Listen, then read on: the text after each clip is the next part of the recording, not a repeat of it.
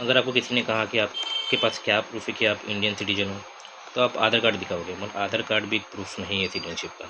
फिर आप second evidence दिखाओगे वोटर आईडी कार्ड का, बट वोटर आईडी कार्ड भी एक प्रूफ नहीं है इंडियन सिटीजनशिप का। फिर आप स्ट्रॉन्ग एविडेंस दिखाओगे पासपोर्ट, बट पासपोर्ट भी एक कंक्लूसिव प्रूफ नहीं है सिटीजनशिप का। अब ये डिबेट क्यों चला सिटीजनशिप वाला, तो recently minister of external affairs ने इन्होंने ये कहा कि passport is primarily travel document है, ना कि itself a conclusive proof of citizenship है। एक ट्रैवल डॉक्यूमेंट है, ना कि सिटीजनशिप का प्रूफ है। ठीक है, तो ये याद रखो पासपोर्ट एक्ट जो 1967 है, इसने क्लियरली बोला है कि ट्रैवल डॉक्यूमेंट है, एक identification of the holder abroad और recognition by the foreign document.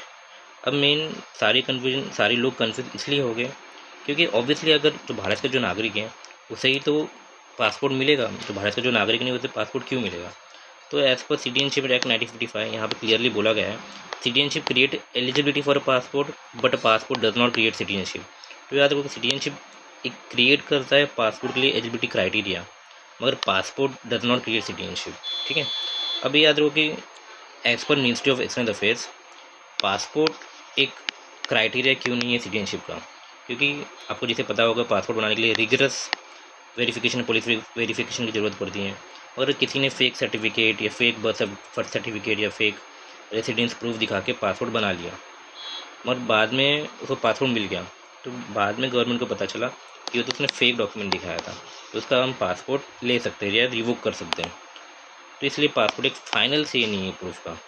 और याद रखो कि जो आधार कार्ड है, आधार कार्ड एक आइडेंटिटी है रेसिडेंस का, और जो पैन कार्ड है वो टैक्स रजिस्ट्रेशन का प्रूफ है, और जो ड्राइविंग लाइसेंस है वो ड्राइविंग ऑथोराइजेशन का प्रूफ है।